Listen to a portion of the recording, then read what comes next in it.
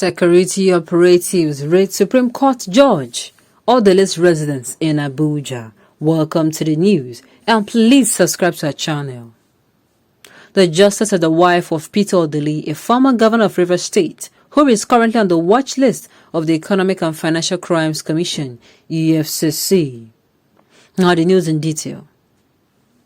Security operatives have raided the home of Mary Odili, a justice of a Supreme Court in Federal Capital Territory, Abuja. The justice is the wife of Peter Odili, a former governor of Rivers State, who is currently on the watch list of the Economic and Financial Crime Commission's EFCC. The first men, consisting of soldiers and officers of Nigerian Police Force (NPM), identified themselves as members of a joint task force. They arrived with a search warrant saying they received information on illegal activities going on in the house. The security operatives were, however, said to have not discovered anything of interest in relation to the alleged illegal activities and left after about an hour.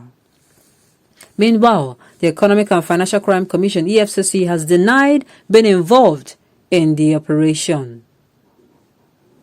A statement from the EFCC spokesperson, Wilson Owujarin, read, "The attention of the Economic and Financial Crimes Commission (EFCC) has been drawn to claims in a section of the media that operatives of the Commission today, October 29th, 2021, stormed the Maitama Abuja home of a judge of the Supreme Court, Justice Mary Odili, purportedly to execute a search. The Commission, by this statement, wishes to inform the public that the report is false and it did not carry out any search." As claimed by the media, that it was not carried out by the EFCC. The Commission enjoins the public to discountenance the report. Wow, things are really happening. They are searching. Oh my God. How far can the lawless security agent go in breaching the law? You will see a trained security personnel acting like a terrorist. Sometimes, I want to believe that they are the unknown gunmen. You keep asking yourself, going to search the house of a justice with search warrants that they received the report. I don't really understand what is really going on. This is where we expect our brother Asari to flex his muzzle. His own gangrenous term shouldn't end at the pipeline and in the creek. He should come out clean to defend one of his own. All of the people who is against the federal government's impunity can get this type of treatment. Otherwise, let them come and, how, why, I don't know. When do you start going to people's houses to search? I mean, it is absurd. It is getting too much. First of all, you invade. Okay, if you're going to derail a little, the invasion of the military at the Sunday Igboho's house, killing people, that one is aside. Then the invasion of the indigenous people of Biafra, IPOB's leader, that one is aside. What is really going on? The Boko Haram and the bandits are walking freely. These people walk freely on the face of the earth, and these people are not, their houses are not being ransacked or invaded. In fact, they are even demanding for respect. And I keep asking myself, how did you get here? How do we call evil good and good evil? How?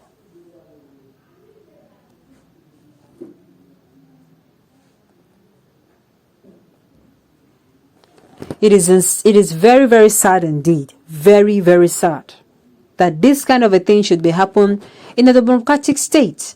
A state that practices democracy. I keep saying, it is like democracy is like the umbrella of which this administration hired to commit, undemocratic kind of activities. How do you go to people's houses to search? How? For those that keep telling people to go to court, how will judicial independence exist in this kind of a country, where judges are easily and constantly harassed, manhandled and intimidated by the executive.